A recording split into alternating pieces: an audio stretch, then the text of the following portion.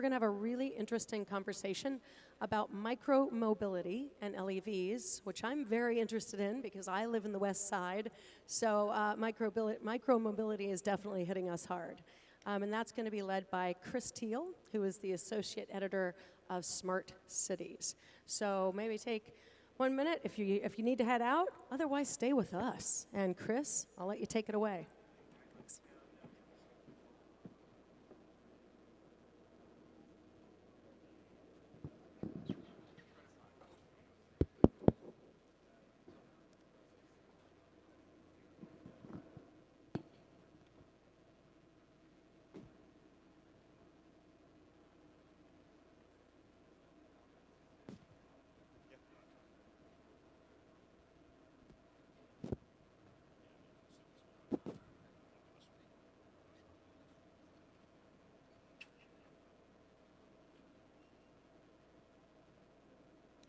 Well, good afternoon. Thanks everyone for being here. As mentioned, my name's Chris Teal. I'm associate editor for Smart Cities Dive. It's a publication based in Washington, D.C. As you might imagine, we cover smart cities, of which micromobility and LEVs and all of this is a big part. We're going to have a little bit of audience participation because, you know, it's the afternoon and let's keep you on your toes. How many people, just raise your hands, how many of you have used either a bike or a scooter or an electric bike or anything else that could be termed micromobility? Ah, good. Well, you know what we're talking about then. That's good. So with that in mind, let's get the panelists up here and we'll get on with it.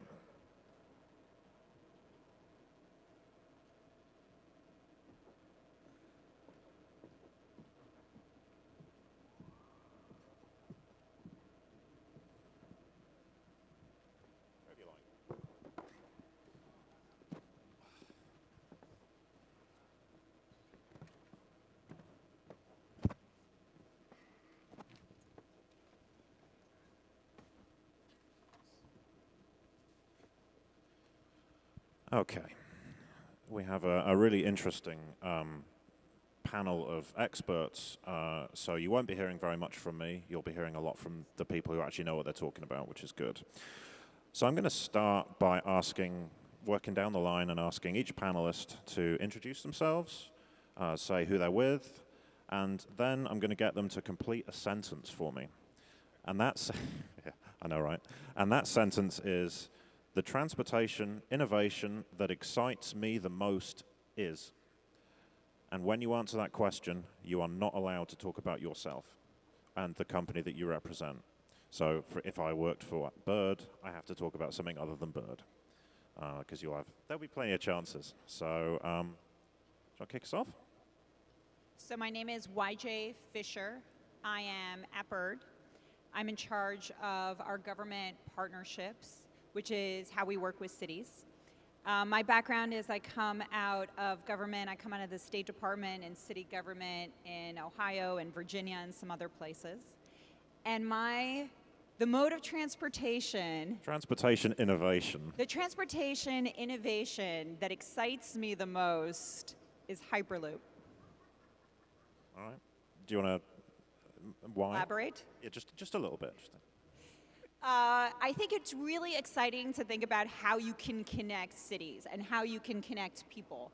And whether it's micromobility or forms of transportation that are between cities or between states, I think one of the things we're seeing is people want greater connectivity. They want to be able to move faster, quicker, and in different ways. And increasingly, people are paying a lot more attention to the kind of emissions that their mode of transportation is emitting. And so I think that looking at forms of clean transportation, people who are thinking really creatively about how do we get cars off the road, how do we replace planes, I think that that's something really exciting. Good afternoon. My name is Jeff Meridian. I live in Washington, D.C., where I'm the director of the transportation department there for the city. Prior to that, I served for 4 years at the U.S. Department of Transportation in the Obama administration. And prior to that, I actually worked at the agency that I now run in various capacities. And I am really excited about a lot of transportation innovation. Much of what we're going to talk about here on this panel, to me, is really exciting. So I'm going to use something that's a little bit off topic and say that I'm particularly excited about electric buses, which is something that we recently introduced into our municipal fleet of circulator buses this past year. And I think there is tremendous promise there as we move forward. Hi there, my name is Claudia Vasco. I'm working for Bosch. You may know the most silent dishwasher in the world. But we do not only produce and develop sturdy power tools and dishwashers, but also are a market leader in the field of Bosch of e-bike systems. So we are providing electric bike systems to bicycle manufacturers like Trek and all famous brands you may know. Here in the US, I'm responsible for this operation. Actually, I'm the GM of Bosch e-bike systems Americas. The mode of transportation I'm very excited about. Yeah, the transportation innovation that you're most excited about. The transportation innovation I'm very excited about is anything two-wheeled, any two-wheeled electrified technology, and especially those kinds which are not subject to subsidies, but have reached a matureness level without governmental money. Hi, I'm Jeff Russikow. I'm the CEO of Boosted. We're a maker of high-performance light electric vehicles, most known for the ubiquitous Boosted board, an electric skateboard that does about 24 miles an hour and ships in about half the globe currently. In terms of thing that most excites me, I'll broaden a little bit, just the entire electrification wave.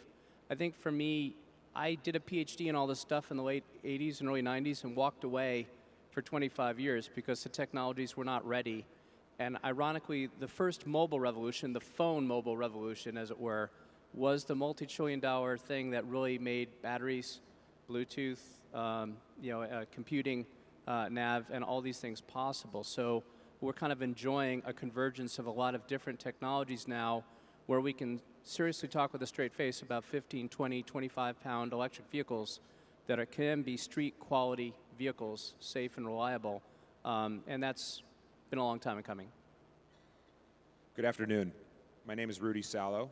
I'm a partner in the public finance group at Nixon Peabody. What I do on a daily basis is I help local governments as well as lenders build projects, primarily throughout the entire United States. I work a lot on transportation projects throughout the United States, so I know the ins and outs of transit agencies, whether that be the federal government, state government, local government. I work a lot with them on a daily basis. The transportation innovation that most excites me, and there's a little bit of fear there, is because admittedly, I'm a huge science fiction fan. I'll just straight up say I'm a science fiction nerd. And it's flying cars, it's flying taxis, it's drone taxis. The fact that we're going to be using something that we don't usually use a lot is airspace. I think that's going to be very exciting because some of my favorite films are Back to the Future, Blade Runner, and the fact that we're going to be there excites me. It scares me, but it excites me. Good stuff. Well, I want to thank our panelists for not falling apart on my first curveball. I promise it gets easier from here. So I want to start, YJ, by talking to you about Bird, right? We're seeing pilot programs all over the country. We're seeing these scooters, as people have called them, ubiquitous, sure. What are you seeing in terms of public reaction to these scooters? Are people really enjoying them? Are they, can't get enough of them? Do they want to leave them in a big fire and never come back? Like, what is Bird kind of seeing out there? So when we first started bringing birds to cities, people thought of them as a toy, as a tourist attraction, right? And we started in places like Santa Monica, by the beach, and people thought this is nice to do in your free time. Increasingly what we're seeing, and I think some really good data out of Portland in particular, what we're seeing is that people are starting to use this as a mode of transportation. I think there's some good data even out of DC. People using this as a mode of transportation to commute to and from work. We're seeing, I think there was something like 68% of users were saying that they use a scooter to get to a transit stop. So one of the things that's really exciting to us is not just that this is a micro-mobility option, but that it has a potential to seamlessly integrate with existing public modes of transportation. In order for something like scooters to be really effective and enable people to get around in a way that actually takes cars off the road, in a way that actually makes the streets better for the population, city residents, you have to see that integration with public transportation. So I think so far we're beginning to see the data that shows that it's happening. I think what's really exciting is starting to encourage cities to do more of this. I think we're at the beginning. If you think about scooters, it's a year old, and in most places, it's been there fewer than 6 months. So we're really starting to learn a lot. And I would just say the one other thing that's really exciting is we started to be able, we have heat maps of scooter usages. And then that's data that we started giving over to cities. And one of the things that I think is really exciting is to now see what cities do with that data. When I think about we have a lot of people who work at our company who come out of the public sector, who come out of transportation departments, and they sit around thinking about what was the information that I wanted when I was in that office. And I think things like heat maps and how people are moving around cities and what that means for how we improve public transportation. What does that mean for new electric bus options or things of that sort that we're putting in? How does it all integrate at sort of a city level? I think it's really exciting to be part of helping provide some of the data. Great. And speaking of someone who's in the public sector, Jeff, DC had a pilot program, I understand, and is now looking at a more permanent program for bikes and scooters. How did you guys go about kind of crafting the pilot? What went into it? What kind of thought process did you have from a city level? Sure. So about a little over a year ago, we decided to open up a demonstration period for what started out as dockless bikes and then quickly expanded to scooters. And it was our intent to be completely open and transparent, to allow for any company that wanted to participate to have them apply for the permit that sort of governs the operations and the general terms by which we want companies to operate. And we did so in such a way that was very open to public input and public dialogue. We had several open forums where people could come and share their thoughts and their views, because we really wanted to the point that YJ just made, we wanted to see where the best use cases were to ensure that these bikes and scooters would really complement and be additive to not just our own existing bike sharing system, but to other modes of transit and transportation throughout the district. So after what I would call a very successful initial period, we learned a lot of lessons. We heard a lot of public feedback about what was working and what could be a little bit better, and so we modified the way that we were facilitating the process once. We recently, just within the past few weeks, decided to update our program with some new terms, allowing for more companies to participate. And I have found this to be a very what makes it successful is that it is iterative. It's looking not just at one particular company, but about allowing multiple companies to participate and for the public to let us know what their thoughts are, not just about the bikes and scooters, but frankly for the members of the public that aren't participating in the demonstration program. So this is something for us that's very much live. We're excited about it. We want to create a very sustainable program that lasts beyond what we're calling a quote-unquote pilot. Great. Claudia, on the subject of electric bikes, we've seen a lot of development in the technology. I know Bosch has done a lot in recent times to, move things along a little bit. I mean, how have electric bikes evolved in the past few years? What do they look like now? How do they work? And what are you seeing out there in that space? Well, the e-bikes have been invented many years ago, and when they have been invented, they were characterized by bulky batteries and huge and non-efficient motors, And the bike around it was more a device for people with health limitations. It lacked any kind of coolness factor. It didn't have the status of a lifestyle product. And this has changed dramatically. So with this technology, decreasing the size of the motor, increasing the efficiency, decreasing the size of the battery, it gave the bike manufacturers the possibility to really create fantastic bikes around it. And today you won't see any category of bikes which has not been electrified. So there are e-mountain bikes, e-trekking bikes, e-road bikes, any kind, e-gravel bikes, you name it. I mean, every kind of bike type has been electrified. And e-bikes have become a status symbol. And with this being said, that was driving the market volume as well, because now it's not only a product for the baby boomers with health limitations, it's a product for everybody, for millennials, every kind of age. So the segment, for example, in Europe, which is driving most dynamically, is the e-mountain bike segment. So now e-mountain bikes are existing, and 30-year-old people are riding them. There are e-mountain bike races where kids 10-year-old are participating, are racing together with their fathers. So this is a fantastic development which helped to really increase the market volume. And the US has really now the chance, the possibility to get very fast to the same maturity level which we have reached in Europe. Great. And your mention of the word coolness takes me to Jeff with Boosted Skateboards. To be clear, the company, not me. Yeah. This job, I can see cool from where I'm standing. That's about as close as I get. No comment. How do you balance making an electric vehicle like you make cool while also making sure that it's safe as well? How do you kind of find that way of making it something that people might actually want to ride and not kill themselves on?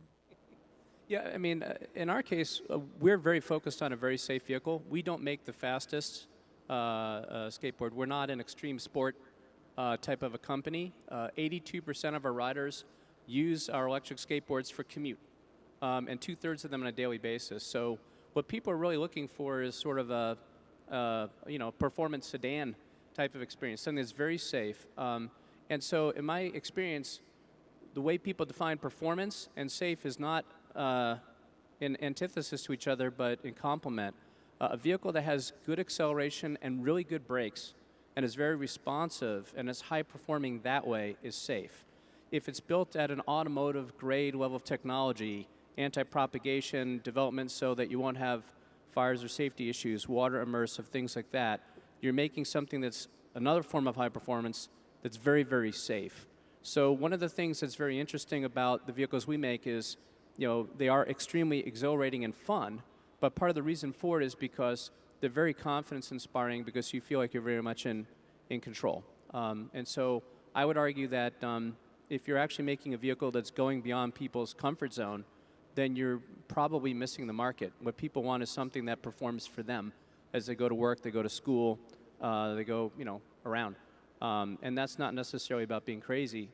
That's just, I want a high-performing vehicle that's cool. I want a Tesla versus something that looks like an angry kitchen appliance. But it doesn't have to necessarily mean you're going to drive it at ludicrous every day. It's nice to know it's there. So even for a klutz like me, your skateboard's all right? I'm not going to fall over and, do anything bad? No, we have a remarkable safety record. One of the things that's interesting about electric skateboards, 3/4 of the people that ride them don't skateboard. So the people that buy boosted boards, which is the best data I've got, is about a quarter between people that have never been on a skateboard in their life, people like me that tried it once or twice as a kid say, not for me. And I CEO the company, I still can't ride a regular skateboard. People, a quarter that where people rode it as a kid and thought it was neat, but it's been years. About 1/4 actually say, yeah, I own a regular skateboard and I skate. And so it's not primarily a skate.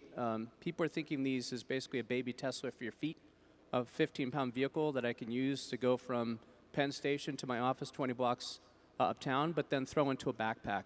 And so they're really looking at it as really more of a 14-pound car that they can throw into a backpack. That's the extreme portable intermodal device. And so they tend to actually be a little bit on the safe and sane side most of the time.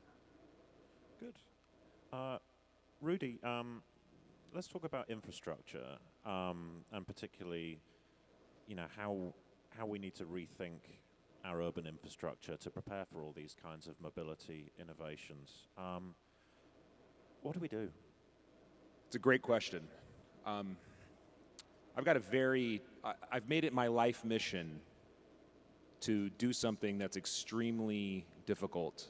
But I think with these great companies that are here on my panel and all the great companies here at LA Locomotion and just LA Locomotion and in general, it's going to help me. I'm trying to make infrastructure sexy. If we can make infrastructure sexy, I think it'll make our lives a lot easier. Then we'll have voters willing to pay extra taxes. Then we'll have private companies that say, hey, the voters are wanting it, they're in on it, let's go for it.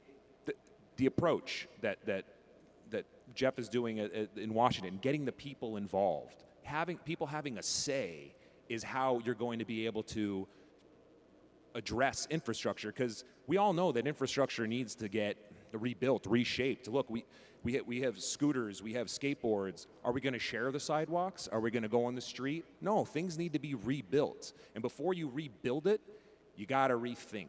And we have to have mindset shifts. We need everybody out there to start thinking about infrastructure in a different way. And they got to get as passionate about infrastructure as I'm passionate about infrastructure. The only way you're going to fix infrastructure is if you finance it. The way you're going to finance it is if you work with local governments to figure out, okay, look, you guys have finite revenue sources, right? Let's figure out how to, securitize those revenue sources. Let's come up with new ways to get funding from the voters or from the users or from the private companies so we can allocate that to infrastructure. Because I'll tell you, if we don't fix our infrastructure, if we don't make everything connected, if we don't make everything work together, then we're just going to have, no offense, we're just going to have a bunch of driverless cars out on the road that just don't have drivers, right? We have to rebuild, and we got to do it now. And we got to get voter input, we got to get private company input, we got to get government input. And that's my life mission as a government finance professional. That's my job. I want people to start thinking about this now, because if we can finance it, then we can fix it, and then everyone will be bought in for it, and we'll just be better off as a society. YJ, I want to go back to Bird.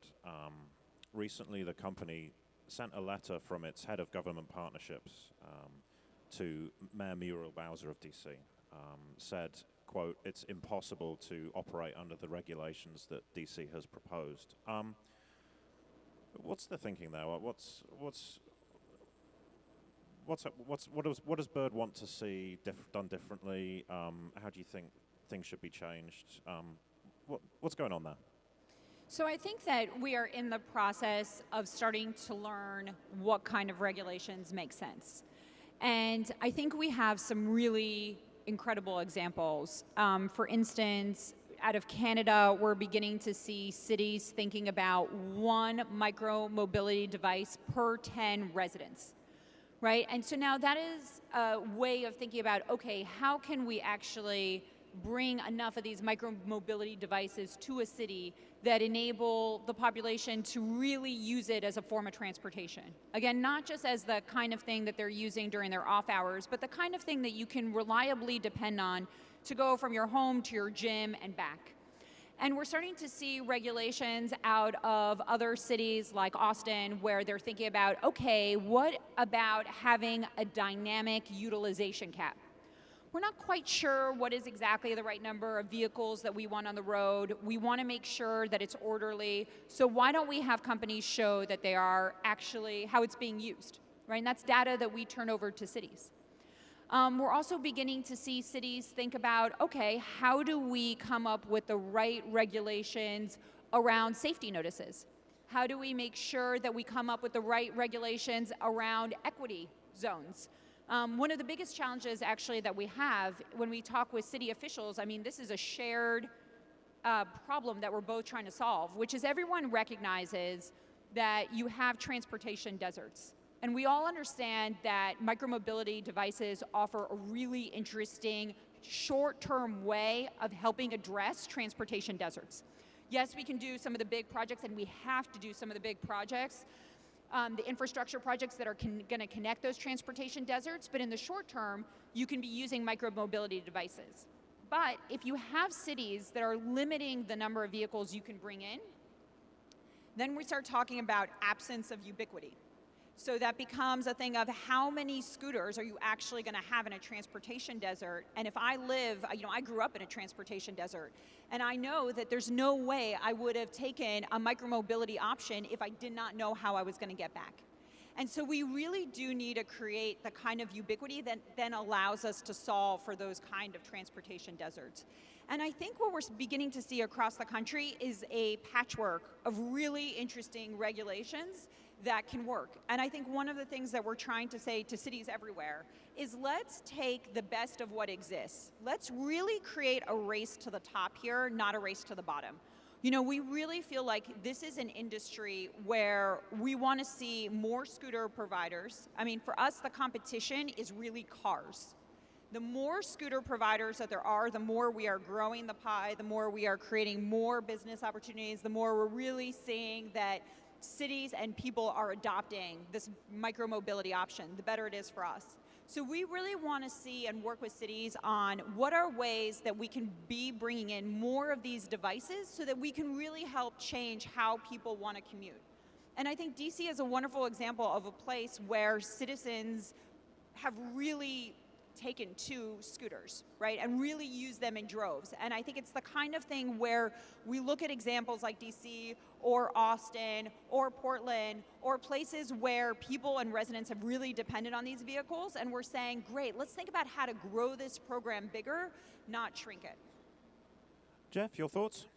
Yeah, so I think we've learned a lot in the past year from operating this program, and one of the things that we learned from other cities and from several of the companies that we've worked with is that this concept of a dynamic cap would give us the opportunity to get a number of fixed devices on the street and grow that number based on utilization, based on other types of data that would input into that formula. And so we recently announced that that's the methodology that we were going to be moving forward with in the future. One of the things that I think every city has to think about is whether or not companies will be limited or whether or not it would be a more open process that would allow for as many different companies to participate. And the latter is how we decided to move forward. And so because of that, what we have allowed for going forward is an elevated number in our cap. We started with 400. We have since announced that we were going to be moving to 600 per company, and that cap would be dynamic. And so there are a number of factors that input into what that dynamic figure would look like. But we think that that's a fairly thoughtful, reasonable, deliberative way to go about this that very much represents the public feedback that we've gotten from residents of the District of Columbia. Sure. Yeah, why not? Do we have a mic kicking around?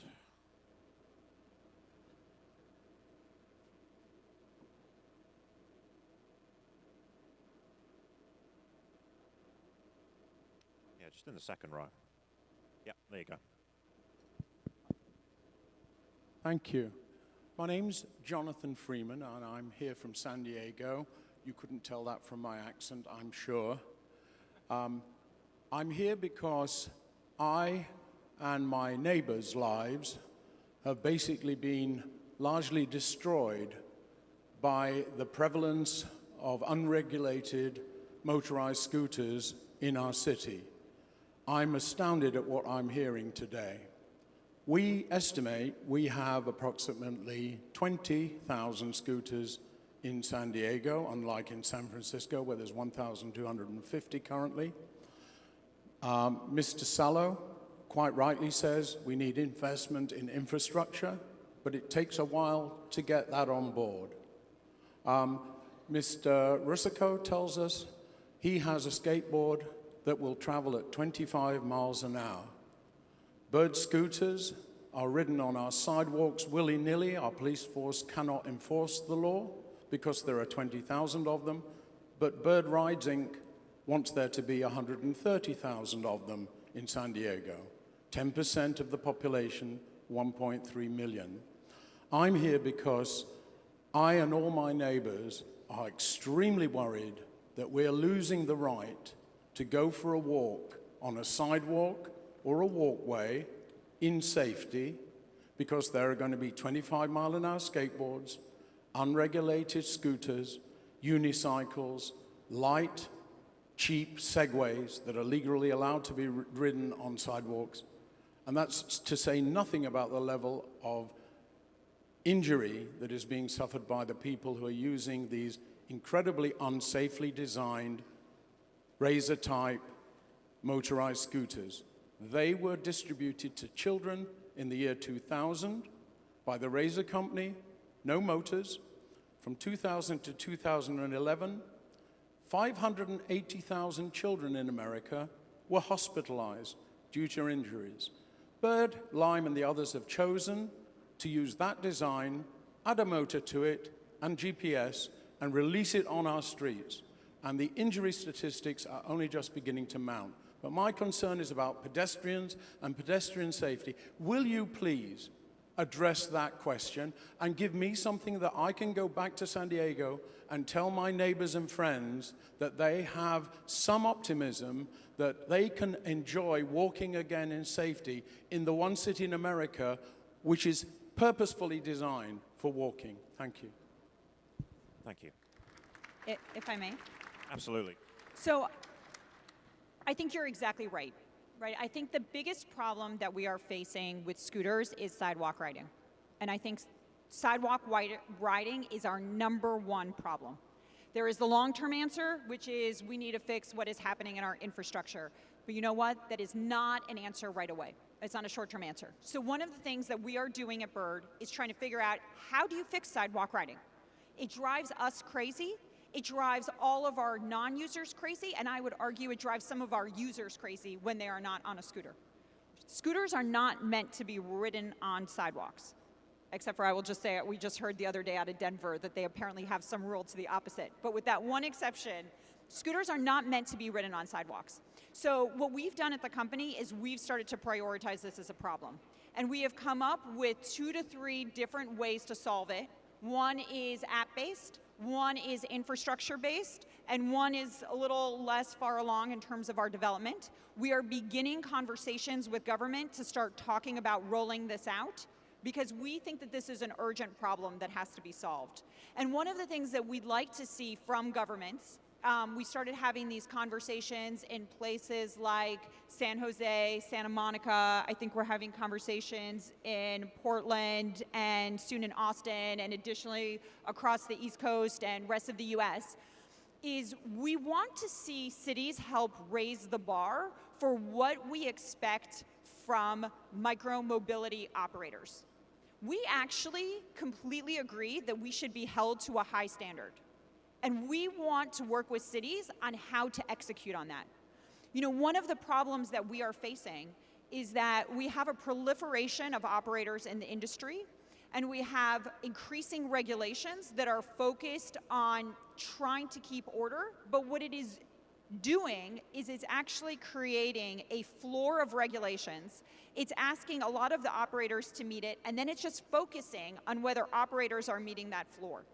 And it is creating a sort of race to the bottom in the sense of it is just about whether you are meeting the regulations that currently can be envisioned. We want to actually help raise the bar, and we are willing to say, and are starting to go to cities to discuss, okay, let's talk about actually what an even more rigorous set of regulations would look like. Let's acknowledge that we should be demanding a certain standard of excellence from our operators. Let's actually get serious about solving sidewalk riding. We're going to be coming in with a few different options that we want to talk to governments about, and we want to see governments partner with us to implement these solutions.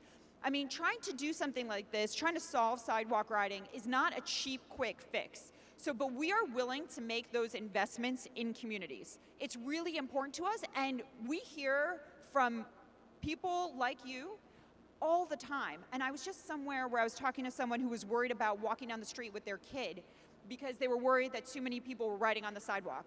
For us, that's terrible. That's not what we want. We have 3 constituencies. Our constituencies are our riders, city officials, and our non-riders. And if we don't have all of those groups in love with our product, we're gonna suffer. And so for us, it's really critical that we figure this out, and it's about a partnership with cities. So I would say to you, this is something that keeps us up at night. We spend a lot of time thinking about. We are in the process of rolling out several solutions on this. I hope it's the kind of thing that you will see implemented very quickly.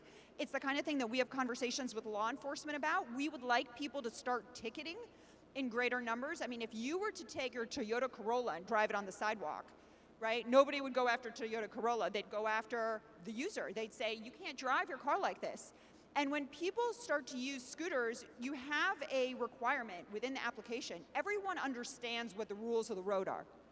And so I think we want to see law enforcement working with us to make sure that they are encouraging good behavior. Again, we want to be the forefront of that process, but it's the kind of thing we need to do with cities. Jeff. Yeah, I know several of us would love to jump in this. So first to the gentleman, I didn't catch your name in the second row. I agree with the preponderance of your comments, and I'd love to address it. I think, I think if I may offer a couple things. The first is, in the last year, I think there's been so much focus on the share model, including scooter share, because it's been having a moment that it's been driving a lot of the discussion around public policy, and I'd love to broaden it. Because a lot of us are here to talk about the move to smaller vehicles in general. 99% of the vehicles in this world are owned, not shared. Car sales, $3 trillion a year. All auto shares, only $150 billion. 80+% of it is still taxi. $32 billion a year of bike sales, only 100,000 shared bikes in all of the US in 2017. E-scooter is already below the size of a motorcycle, $15 billion a year. $3 billion a year just folding, and once again, if I look at the nascent share market, in all these cases, less than 1% of the total vehicles on the road are share, as you'd expect, just like most of the cars in the world are not a taxi. And so we need to have a dialogue about what is the right public policy around safety and appropriate use of light vehicles of various types in general, and not get too hung up on trying to solve for only the 1% that's around share. If I were to just go on a little bit, there's really 3 buckets we ought to be talking about. This is really what I want to get to. Vehicles in motion. How fast can you go? How old do you need to be? Where can you ride them? Vehicles at rest. Where can you park them? And then the vehicle itself. Is the vehicle safe? Right? We don't let people take a rental car off the lot that isn't street worthy. And I do agree that right now there are a lot of folks that are putting vehicles on the street that, by their own admission, are toy or leisure grade products that only last about 80 days.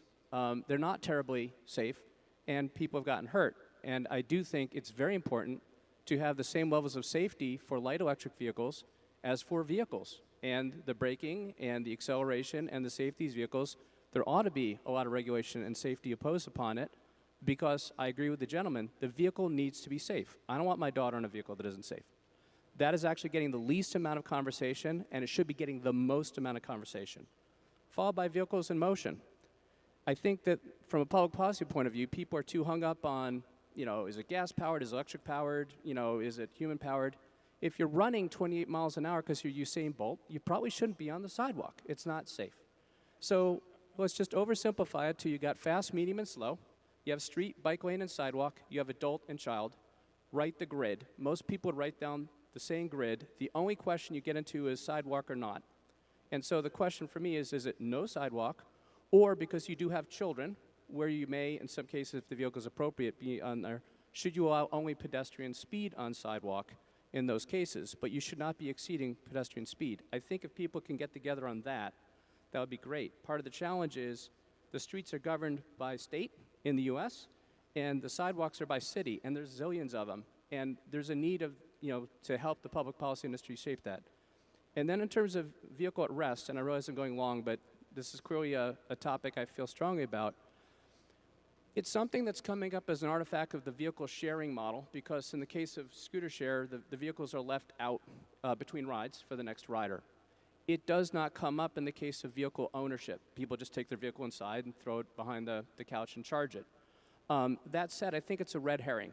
40 to 42% of the total square footage of our cities is dedicated to street and parking.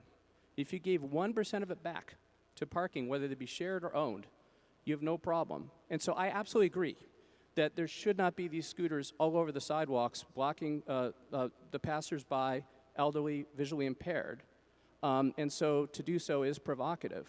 But the blight we don't see, because we've grown up with it, is that both sides of every street on the entire planet have 40 cars on it. Take one friggin' car off of each block, take out your favorite color can of paint, put down a rectangle on a purple with a little sand. You got parking for 40.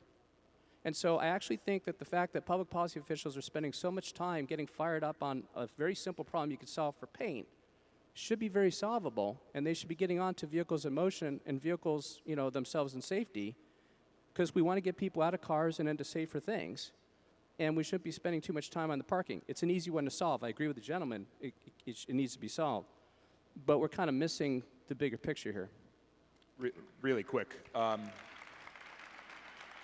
I love this discussion. I love the fact that we have private companies, we've got a government official, we got a constituent, and we're all talking. We're talking to each other. We're saying, what is it that it's affecting our lives? In order for us to move forward into the future, into a safer future where everybody can have a mode of transportation that they select, that mindset shift that I was talking about, so we have to rethink our infrastructure. Our infrastructure was built 50, 60, 70 years ago with one mode of transportation in mind, a personally owned car. Well, guess what? That's not the future. That's not the present. We need to start rethinking it right now, and that's going to cost money. Voters got to buy in. So next time you see a voting measure for a transportation bond, even if you're thinking, I don't really use transit, well, guess what? You use the sidewalk, you use the road, everybody's going to have to buy in. We have to pay. And that's what I'm talking about with the mindset shift here about infrastructure. And if I could, I appreciate the gentleman's question, and I think this is the exact right conversation to be having right now. And to piggyback on something that Rudy said a little bit earlier, the urgency for all of us right now is building a safer infrastructure for all users of our roadways, all users of all of our transportation systems. And I'm really proud of the work that we're doing in DC under the leadership of our mayor, Muriel Bowser. We've doubled down on our Vision Zero strategy to make strategic investments to do just that. I think, as the gentleman acknowledged, that's not something that happens overnight. Some of these are really significant projects that take time. They take design and engineering to get them right. And so in the meantime, we are embracing technology and allowing for as much innovation as possible in the way people get around. But we have to do so in a thoughtful and safe way for members of the traveling public. Good. And thank you for the question. When it comes to e-bikes, Claudia, I know Bosch does a lot for public safety agencies, is that right? Can you just kind of explain the relationship that the company has with public safety, and what kind of impact does it have for the police or whoever who are riding these in cities? Yeah, my colleagues here on the panel already outlined how important it is that micromobility and cars coexist peacefully and in a safe way. So safety for all members of or participants of transport is key. And there are great efforts in the US already to separate, for example, bike lanes visually, at least visually, or maybe better structurally from roads to make cycling safer. But it's also very important to differentiate between e-bike technology or e-bikes. So Bosch is heavily involved in activities of the non-interest group People for Bikes and another industry representative groups, which is called BPSA, Bicycle Parts Supplier Association. And in cooperation, we have defined a 3-class system to differentiate different kinds of e-bikes. Because it is very important to know that there are bike types which just support up to 20 miles per hour, which should be considered as a bike. Those bikes are pedal assist, so you really have to cycle, you have to pedal to get the motor engaged. And we believe that this type of bike is still a bike. It's pedal assist. It supports up to 20 miles per hour. It deserves to be a bike. It deserves to get access to regular bike lanes. There are other types with a throttle, and there are class 3 bikes which support up to 28 miles per hour, which is out of the scope of a regular bikes. So we are fighting, for example, that class 1 e-bikes, pedal-assist e-bikes have access to bike lanes. That's from our perspective really important for the safety aspect.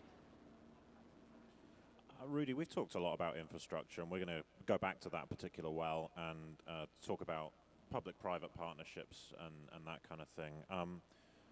What are you seeing on the ground? Do you feel like there's more collaboration, and how do we encourage the public sector to, take those private dollars and make things work that way? If I could, really quick, I'll give a little small comparison between the United States and the rest of the world. So in the rest of the world, infrastructure is financed a lot of times by P3s. You actually have very large international or multinational corporations owning projects, operating projects. And you really see that in Canada and in Australia. They've mastered it. They're like, you want to study it, go check out those two countries. Here's the reason why in the United States public-private partnerships have not taken off until very recently, is because we have something called the municipal bond, a tax-exempt municipal bond. I happen to be a muni bond lawyer, which is one of the unsexiest things to say. I get that, and that's why I'm trying to make infrastructure sexy, because clearly I have some self-esteem issues. That being said, historically in the United States, public-private partnerships have waxed and waned. I think that we're getting there. I do think now, and I actually believe that transportation and the amount of private companies and excitement and passion that we're seeing for modes of transportation is going to make public-private partnerships explode.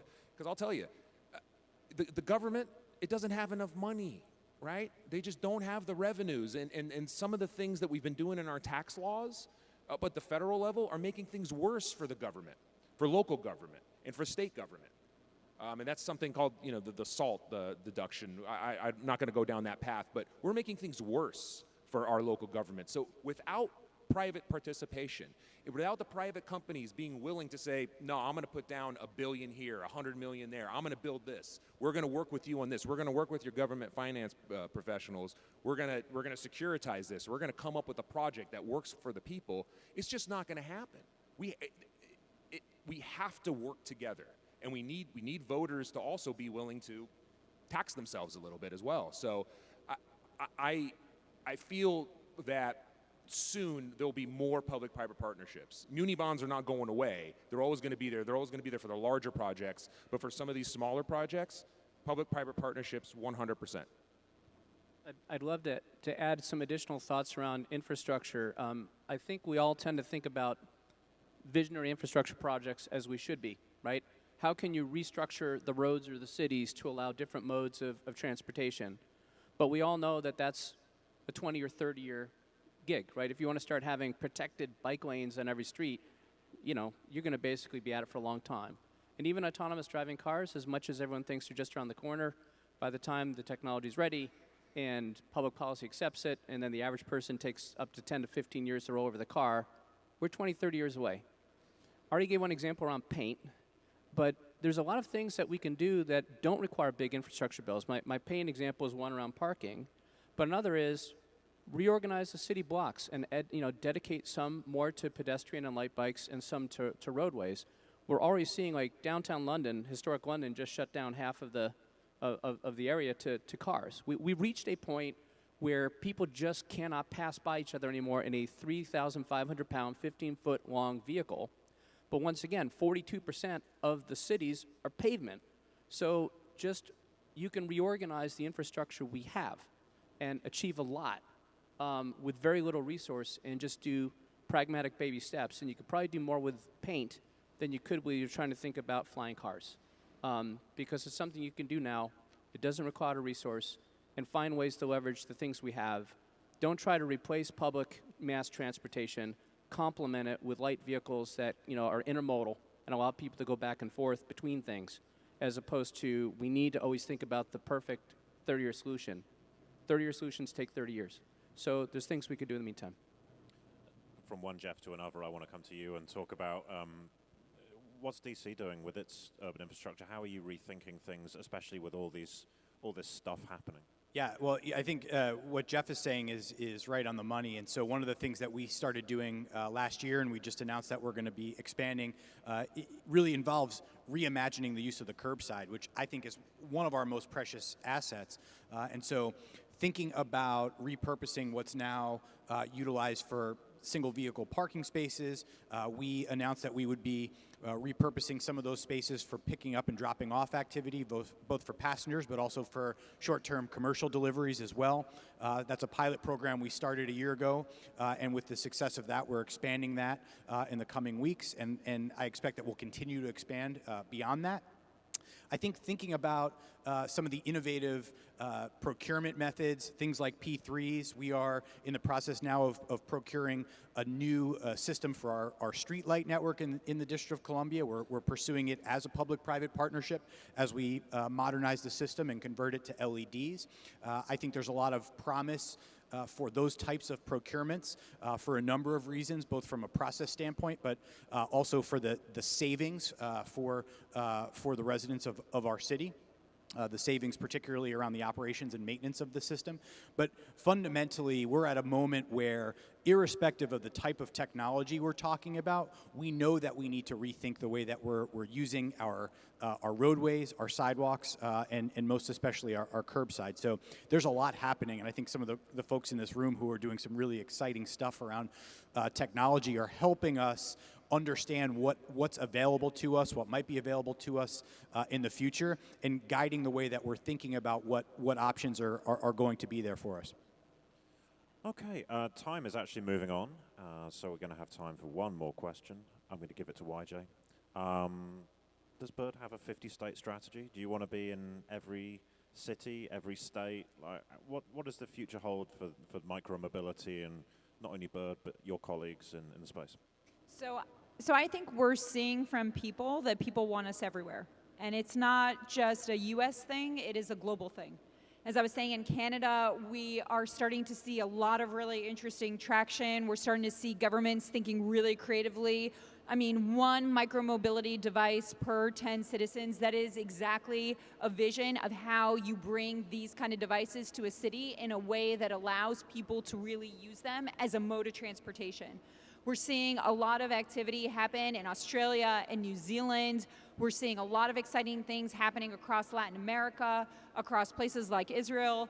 I mean, it's just one of these things where you sometimes hear people call it a fad, but it is really easy. As soon as you use one, you see like exactly why this has taken off so quickly.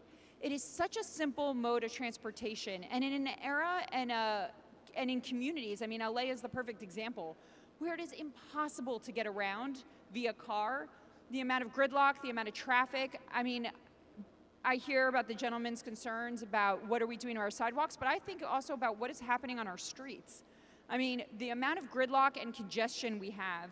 And when people talk about flying cars, I always wonder, well, where are all those cars gonna park? I mean, parking is already such a problem. And so you just think about all the future of transportation. A lot of these ideas are just about continuing to clog up our streets. And I think we have a stencil outside of this hall that shows just how many birds you could park in one parking spot.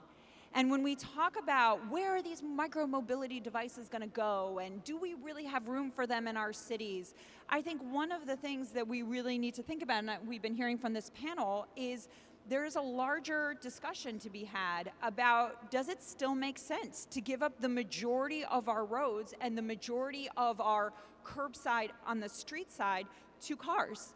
And yeah, I think that's the conversation worth having. And I do think that whether it's bicycles, whether it's skateboards, whether it's scooters, I mean, I think that it's really exciting that there is such a transformation, and in a moment where climate is such an important consideration, in addition to quality of life concerns, I think it's really exciting, and I think we're on the cusp of a global sea change.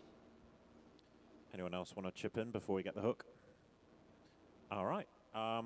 Well, let's first thank our panelists.